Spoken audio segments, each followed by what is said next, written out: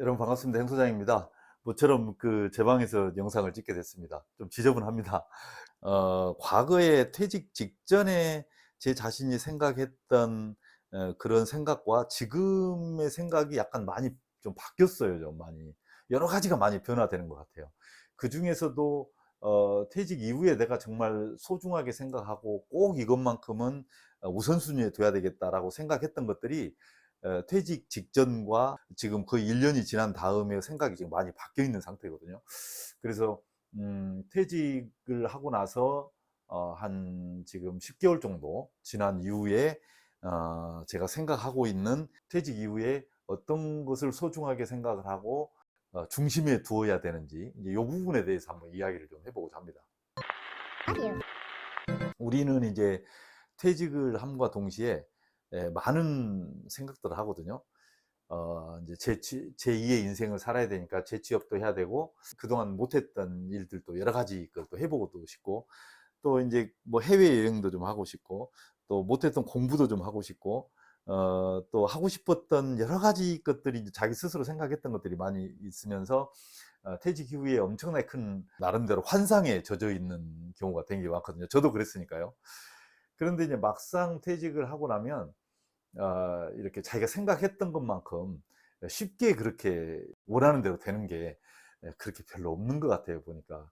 왜냐하면 거의 직장인으로 30-40 년을 살아오면서 다져졌던 여러 가지의 그런 고정관념이나 또는 생활 양식들이 어느 날 갑자기 끊기면서 완전히 정말 버전이 다른 사람이 된다. 이거는 쉽지가 않은 것 같아요. 이제 그럼에도 불구하고 어느 날 갑자기 나에게 찾아온 퇴직이라고 하는 그런 시간이 저한테 이제 뭐가 가장 크게 다가오냐면 어 쉬는 시간이 많아지는 거죠.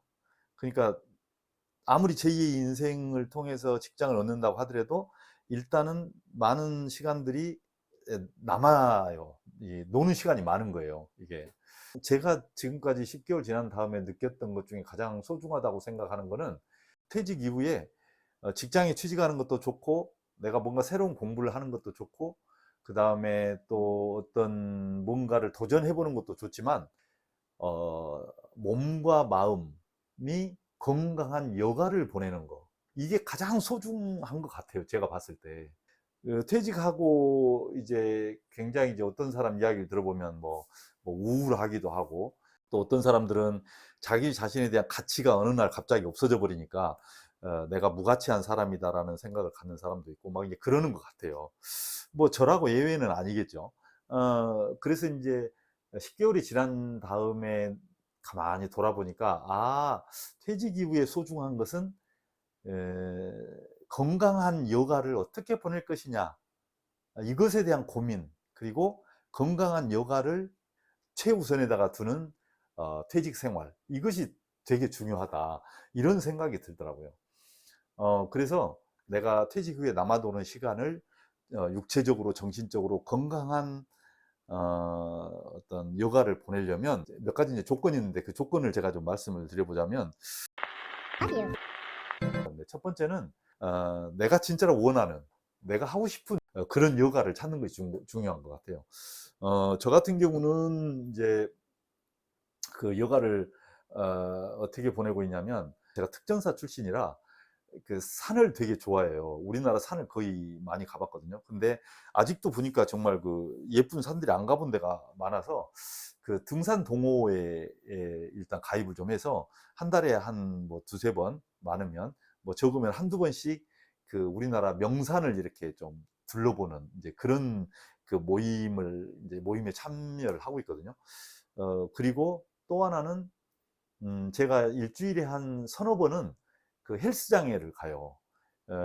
근데 제가 무슨 뭐 몸이 막 엄청 좋고 뭐 이래서 헬스장에 가는 건 아니고 이제 근력 운동도 하고 그다음에 헬스장에 가서 운동도 하면서 저하고 비슷한 나이 또래에 있는 분들하고 대화도 하고 그러면서 이제 시간을 이제 보내고 이제 그렇게 오거든요. 그렇게 갔다 오다 보면 훨씬 더 하루가 알찬 것 같고 뭔가 내가 좀 즐거운 시간을 보내고 있다라는 느낌을 드는 것 같아요. 그래서 인제 저는 근데 다른 거 무슨 뭐 뭐 이제 골프 하자고 하시는 분도 계시는데 저는 골프하고 잘 안 어울려요. 이게 아니 저도 몇 번 해봤는데 잘 안 어울리더라고요. 그다음에 옛날에 테니스도 좀 해봤는데 테니스도 그렇게 뭐 그냥 한때 좀 확 했다가 좀 안 한 것 같고 자전거도 좀 해봤으면 좋겠다 이런 생각이 들었는데 막상 그것도 잠깐 하다가 말아버리고 막 그랬거든요. 근데 헬스하고 등산은 오래전부터 꾸준하게 해왔던 것 같아요. 그러다 보니까 지금도 부담스럽지 않게 언제든지 내가 할 수 있을 때 이렇게 그 즐길 수 있는 이제 그런 건강한 여가 생활인 것 같아요. 제가 보니까. 두 번째는 그 경제적으로 좀 부담이 되지 않는 것을 선택을 하세요. 이제 퇴직을 하다 보면 아무래도 이제 아무래도 그 뭐 다른 직장을 다닌다고 하더라도 이게 현직에 있을 때보다는 벌어들이는 수입이 적잖아요. 그러다 보면 경제적으로 좀 아껴서 써야 되거든요. 물론 이제 뭐 그동안 재산도 많이 모아놓고 집도 몇 채씩 가지고 있는 분들이야, 네, 임대 놓고 하는 분들이야 팍팍 써도 좋지만 이제 저 같은 사람을 위주로 이야기하는 거예요. 이제 저처럼 이제 퇴직금 가지고 살고 겨우 이제 직장도 다니면서 이렇게 용돈 좀 벌고 사는 사람 입장에서 봤을 때는 일단 경제적으로 너무 부담이 가면 안 되잖아요. 근데 제 주변에도 그 야, 퇴직했으니까 뭐 이제 남들한테 좀 보여줘야지. 남들한테 좀 가오도 좀 하고 말이야. 이렇게 내 사는 모습이 말이야. 이러면 되겠어. 이래가지고 괜히 그 자기 자신한테도 맞지도 않는 남의 그 저 비위에 맞추고 남 눈치 보는 운동을 하거나 남 눈치 보는 여가 활동을 그렇게 같이 즐기는 분들이 계세요. 근데 저는 뭐 일부러 하자고 해도 그 일단은 아니 내가 갑인데 내가 뭐 굳이 뭐 거기에 따라갈 이유가 뭐 있어요. 남 뭐 장구 치는데 내가 북치면서 같이 따라갈 이유가 없잖아요.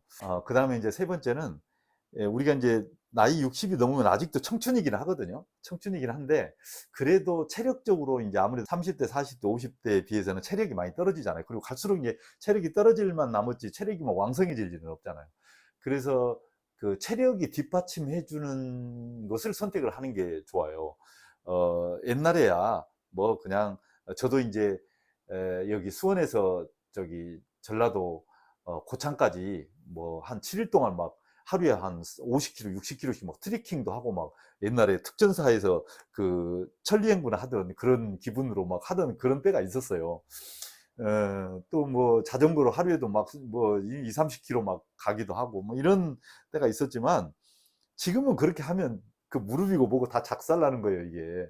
그래서 산을 가더라도 적당한 속도로 적당한 산, 이렇게 뭐 악자 들어가는 산 말고 그런 산에 가서 즐기듯이 세상을 이렇게 구경하면서 적당한 내 체력이 유지될 수 있을 만큼 그렇게.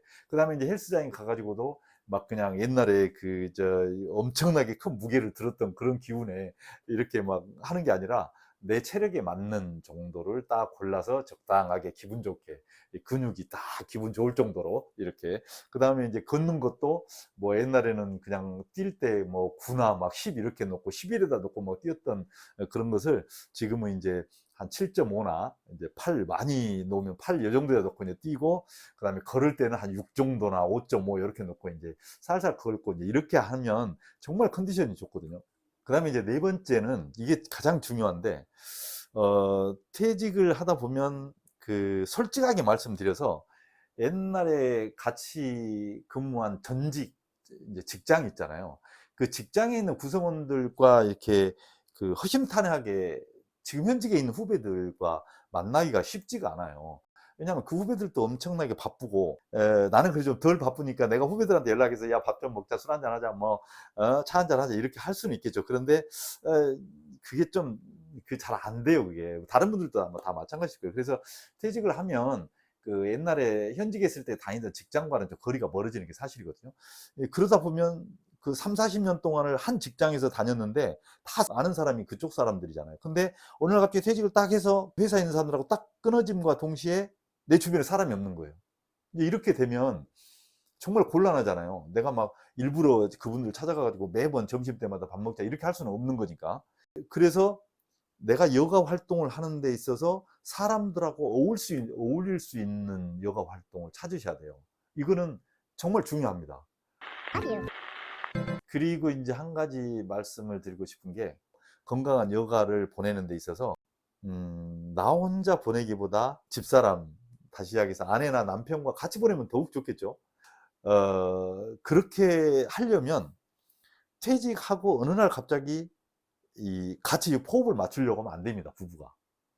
어 퇴직 이전에 오랜 시간 쪼끔씩, 쪼끔씩 누군가는 양보하고 누군가는 쪼끔씩 배려하고 이렇게 해서 그 호흡을 맞춰야 돼요. 예, 그래야 퇴직 이후에 자연스럽게 인제 이렇게 그 같은 여가를 즐길 수가 있는 거거든요. 근데 퇴직하고 나서 어느 날 갑자기 활동 영역 자체가 다른데 어느 날 갑자기 "우리 같은 취미로 뭐 하나 해 봅시다." 이렇게 되면 안 돼요. 이제 저도 지금 사실 그게 잘 안 되고 있거든요. 제 집사람은 굉장히 정적이에요. 그래 가지고 조용하고 인제 이런 걸 좋아하는데 저는 굉장히 동적이거든요. 막 그 액션, 움직이고 막 활동적이고 이런 걸 되게 좋아해요. 예. 그래서 이게 잘 안 맞아요. 아내나 남편과 그 이렇게 같은 어떤 그 여가 활동을 하고 싶다 그러면 퇴직 이전부터 쪼끔씩 맞추셔야 돼요. 예, 어느 날 퇴직한 다음에 맞추려고 하면 안 된다. 그리고 이제 한 가지 더 말씀드리면 부부가 인제 퇴직 이후에 서로 그 여가 활동 자체가 안 맞는 사람들이 있을 거 아니에요. 이제 따로따로 생활하는. 어 그렇 그것에 대해서 그 스트레스 받지 마세요. 절대 스트레스 받지 마세요. 그 스트레스가 정신 건강에 엄청 안 좋습니다. 그러니까 저도 맨 처음에는 사실은 퇴직하고 아, 집사람하고 같이 가서 이제 산에도 같이 가고 이렇게 그 이제 여자들도 그 나이 먹으면 이게 근력이 이게 근육이 빠지잖아요. 그러니까 몸도 좀 이게 근육도 키우기 위해서 인제 헬스장에도 같이 가서 "운동합시다." 이제 그렇게 했는데 집사람이 안 가요. 안 가. 그 산책 정도는 같이 가는데. 물론 이제 부부가 같이 하면 더욱 좋겠죠. 근데 그것이 안 됐다고 해서 스트레스 받지 마라. 그래서 나는 나대로 즐길 수 있는 그런 그 건강하고 좀 재밌는 여가가 있으면 좋고, 또 집사람은 집사람대로 또 그런 여가를 즐기면 좋고, 또 그중에서도 또 보이지 않는 공통점이 있으면 제가 이제 집사람 같이 손잡고 가끔씩 이렇게 산책하고 이야기 나누고 또 그 조용한 찻집에서 같이 차 마시고 이런 거 되게 좋아하거든요. 이제 그런 것을 이렇게 또 같이 공동으로 또 즐기고 이렇게 하면 돼요. 그러니까 집사람하고 호흡 안 맞는다고 또 남편하고 호흡 안 맞는다고 절대 스트레스 받고 그러지 말기 바랍니다. 퇴직 이후에 그런 것이 정신 건강에 다 안 좋아요, 이게. 행복하게 건강하게 지내보려고 젊었을 때 그 고생을 한 거잖아요. 그러니까 인제 퇴직했으니까 건강하고 재밌게 보낼 수 있는 그런 행복한 시간을 그 지옥 같은 시간으로 만들지 않도록 스트레스 받지 마세요, 절대. 안 된다고 해서. 그런 건강하게 여가를 보내는 것이 퇴직 이후의 삶에 있어서 가장 우선순위에 두어야 되겠더라. 네, 요런 말씀을 좀 드리고 싶어서 오늘 영상을 찍게 됐습니다. 정말 멋진 가을 하늘 한 번씩 바라보시면서 건강한 하루 보내시기 바랍니다. 네. 오늘 여기까지 할게요. 감사합니다.